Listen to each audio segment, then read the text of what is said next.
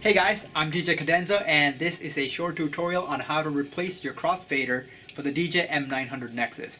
Now I'm pretty sure that this tutorial also applies to models that came before the 900 and the ones that came after as well, with the only exception of screw placements. But besides that, I think the process should be the same. That being said, I'll be covering the removal process of the crossfader, finding a replacement part online, as well as the reinstallation process. Now before we get started, make sure that all power is disconnected from the mixer, and it'll be really handy for you to have your only two tools that you really need for this entire tutorial, a Phillips screwdriver and a flathead screwdriver. Alright, I think we're good to go. Let's get started. Alright, so to get to your crossfader, you're going to remove this front panel shown here. The front panel is secured down by these 5 screws and these 5 fader caps. The reason why I don't have my crossfader cap is because the metal piece holding it in place broke in half while I was mixing, and the only solution was for me to replace the entire crossfader. Okay, so let's take the fader cap out first. The white piece in the middle is what's holding the structure together in place. To remove this piece, simply take your flathead screwdriver and try to pry up the plastic piece from the bottom, as so. Once you've taken off the white piece, gently tug on the black cap and take off this gray piece as well. Alright, so once you've taken off all 5 fader caps, go ahead and take off these screws here. Once you've taken all 5 screws out, use your flathead and gently pry open the front panel from the bottom and lift it up. So now we're going to take off this metal cover that is screwed to both the crossfader and the mixer. Remove the 2 outer screws first, as this will allow you to free the component from the mixer. Okay, so once you've done that, go ahead and slowly pick out the metal cover and turn it around. But be careful because there is a short wire that is still connected to the board right here. And then go ahead and unscrew the remaining 2 screws. So once you remove both screws, this metal piece just comes right off. And what you should do is remove this wire by grabbing the sides as best as you can and slowly jiggling it so that it comes out of the socket. But be careful not to do it too hard or else the wires will come off. Once you've disconnected the crossfader from the wire, turn it over and jot down this part number on a piece of paper. It may or may not be the same as the one I have, and I will show you exactly how to locate the replacement part online.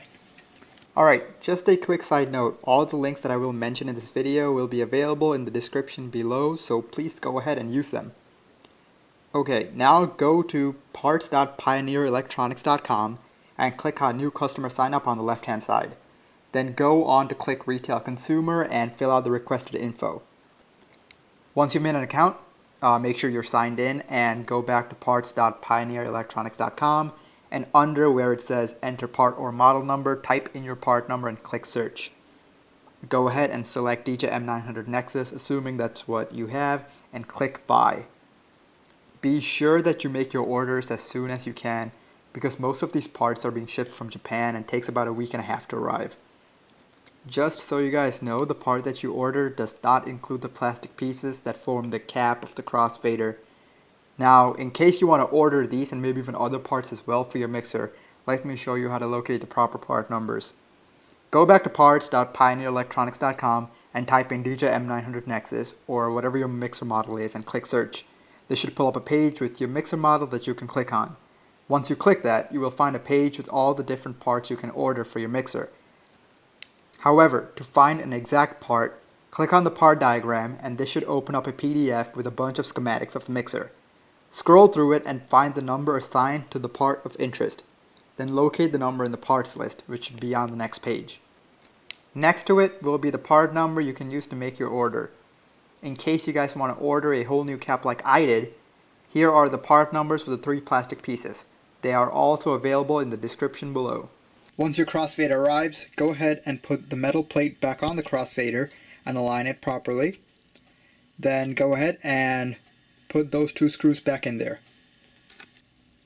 Once the crossfader is secured down, take the cable, plug it back in, and then you can go ahead and place your crossfader back on the mixer.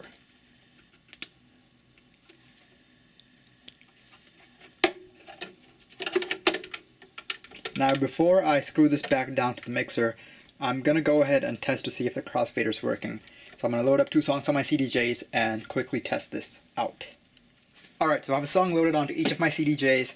They're on channels 2 and 3. Make sure that your crossfader switches are on A and this one's on B so that the crossfader actually works with them. And then I'm going to move the crossfader all the way over to the left. I'm going to start this song. And then I'm going to start this song here as well. And I'm going to move it over. And it works. Alright. Alright, so I've turned off power to the CDJs and the mixer again. And I'm going to go ahead and screw these two screws back in to secure it down to the board. Then I'm going to go ahead and put the cover back on and screw that in. Once all the screws are back in, the only thing that remains is putting the fader caps on. So go ahead and put your plastic gray piece back on the crossfader. Then take your black cap and align it so that this second compartment is in the same direction as this gray piece. So this way.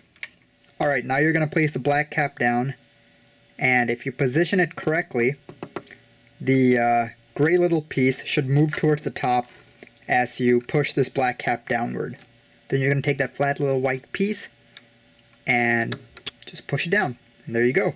Well, I hope you found the tutorial somewhat useful, and if you didn't, you should let me know why in the comments below, or if you have any other general questions, go ahead and ask them as well, and I will get back to you probably right away. Alright, don't forget to rate, and I'll see you next time.